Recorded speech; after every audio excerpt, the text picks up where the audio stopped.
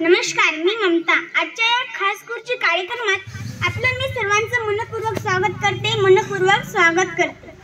आज आपल्या कार्यक्रमात प्रमुख पाहुणे म्हणून उपस्थित आहेत आपल्या तालुक्याचे माननीय गटविकास अधिकारी श्री उदय बाळासाहेब जाधव. गटविकास अधिकारी पंचायत समिती घोड या ठिकाणी साहेबांनी काम केलेलं आहे.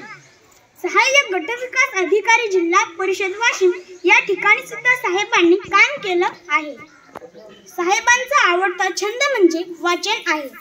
महाराष्ट्रात लोकसंख्या आयोगाच्या परीक्षेतून साहेब गटविकास अधिकारी पदी निवड झालेले आहे.